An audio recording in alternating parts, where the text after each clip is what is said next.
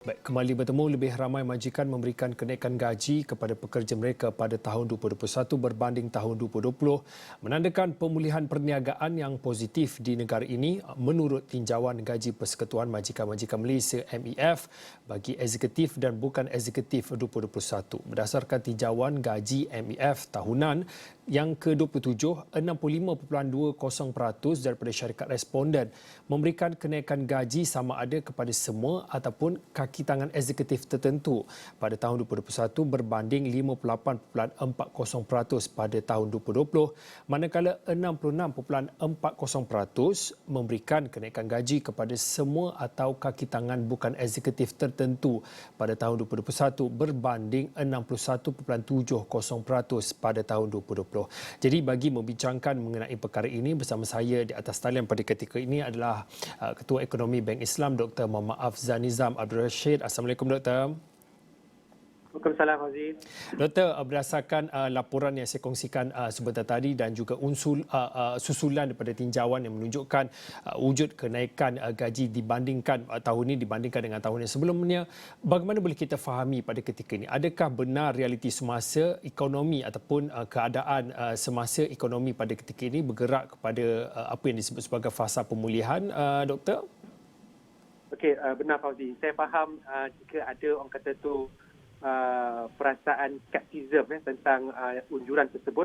Walau bagaimanapun kalau kita melihat kembali kepada data yang disediakan oleh pihak Jabatan Statistik Negara, kalau kita melihat tahap gaji ataupun gaji dan upah pada tahun lalu, peringkat median ataupun penengah ia telah pun merosot sebanyak 15.6% ke paras RM2,062. Tangga gaji dari sudut purata gaji tahun lalu juga merosot sebanyak 9% kepada RM2,933. Justru penurunan gaji pada tahun lalu, pada tahun 2020 yang mana kita sedia maklum ekonomi negara begitu terkesan dengan COVID-19, yang mana KDNK negara juga menguncup pada paras 5.6%. Jadi maksudnya tahap gaji amat bergantung kepada situasi ekonomi. Justru pada tahun ini sepatutnya tangga gaji itu ataupun tahap gaji baik peringkat penengah ataupun median ataupun purata dijangka akan lebih baik lagi kerana buat masa ini untuk tempoh 9 bulan yang pertama ekonomi negara telah pun bertumbuh pada kadar 3%.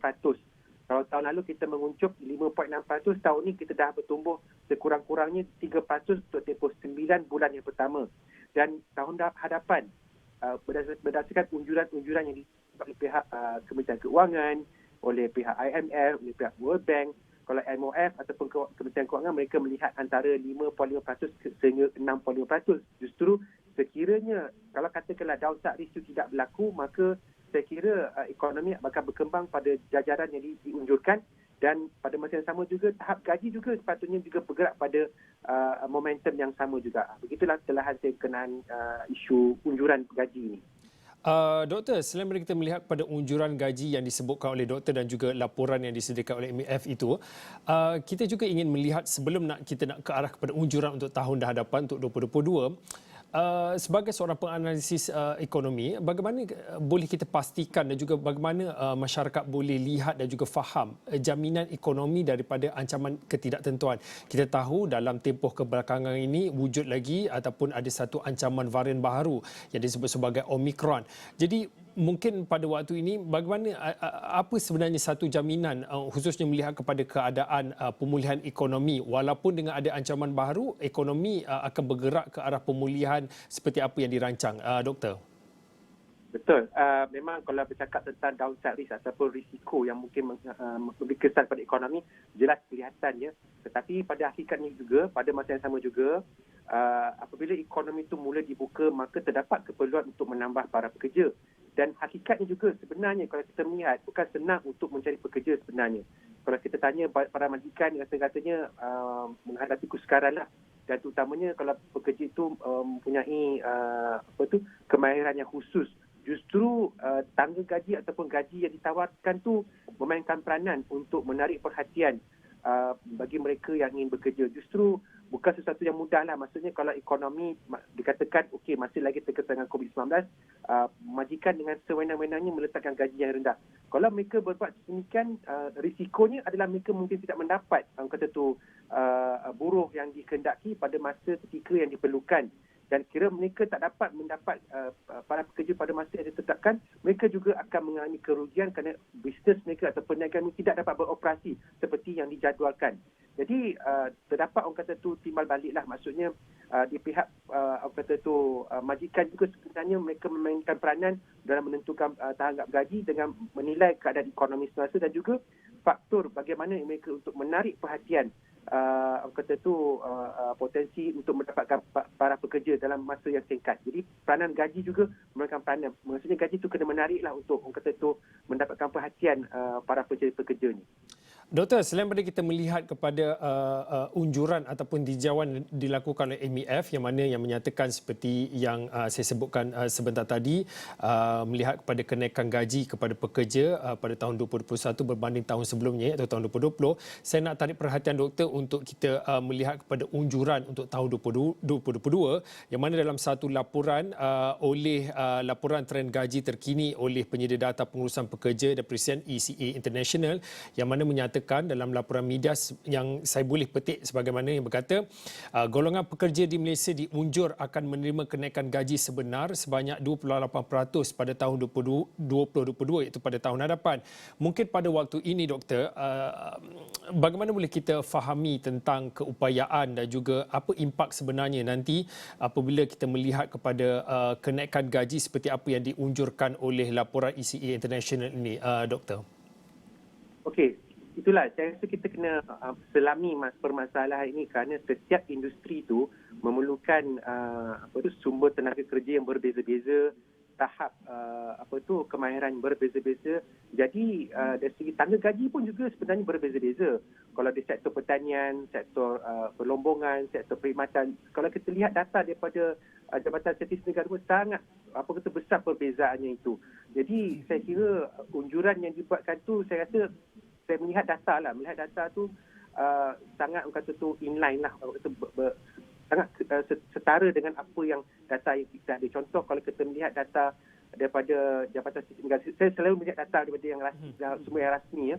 Kalau kita melihat pertumbuhan gaji dan upah peringkat penengah atau median daripada untuk tempoh 10 tahun bertumbuh pada kadar 3.2% setahun. Untuk gaji purata, pertumbuhannya puratanya untuk tempoh 10 tahun ni 4.2%. Itu yang nominal. Kalau yang benar ataupun mengambil kira faktor inflasi, median ataupun gaji penengah bertumbuh pada kadar 1.4%, bagi purata pula 2.4%. Jadi kalau saya mapkan dengan angka-angka ini dengan apa yang disebutkan oleh Fauzi sebentar tadi, saya nampak figure tu ataupun angka tu tidaklah terlalu orang kata tu tersasar. Jadi sangat orang kata tu bersesuaianlah dengan unjuran ekonomi secara umum yang dijangka akan lebih baik lagi pada tahun hadapan. Doktor, mungkin dalam yang terakhir ini, dalam 2-3 minit akhir ini, apabila kita bercakap tentang kenaikan gaji ini, salah satu kebimbangan orang ramai adalah melihat kepada kos ataupun kenaikan harga barang ataupun mungkin ada yang menyebut tentang kebimbangan mereka tentang inflasi.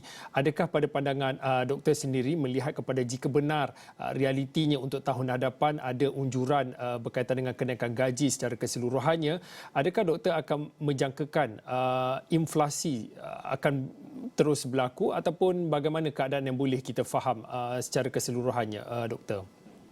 Okey, buat masa ni memang isu ataupun masalah inflasi ini merupakan satu masalah yang begitu ketara dan bukan sahaja di Malaysia saja, boleh katakan suatu permasalahan di peringkat global. Di Malaysia sendiri pun kalau kita melihat kenaikan inflasi pada bulan saya rasa bulan November, Oktober, 2.9% merupakan satu peningkatan yang agak tinggi. Jadi tahun hadapan juga disebabkan faktor gangguan terhadap rantaian bekalan. Jadi itu juga memainkan peranan untuk menyumbang kepada peningkatan kadar inflasi. Justru dalam hal ini sebenarnya kita perlu dari segi gaji ni sebenarnya bukanlah janganlah terlalu fokus kepada angka nominal.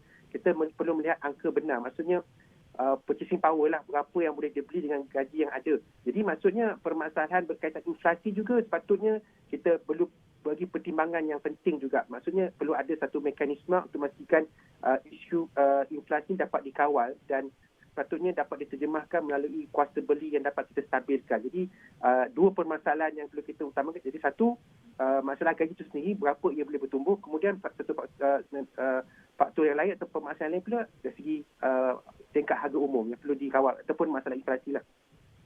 Baik, terima kasih Dr. Muhammad Afzal Nizam Abdul Rashid. Dr. Afzal Nizam adalah Ketua Ekonomi Bank Islam yang mana berkongsi pandangannya melihat kepada satu laporan yang dikongsikan oleh MEF yang mana mengatakan ataupun yang melaporkan lebih ramai majikan memberikan kenaikan gaji kepada pekerja untuk tahun 2021 berbanding tahun 2020 yang mana menandakan pemulihan perniagaan yang positif di negara ini.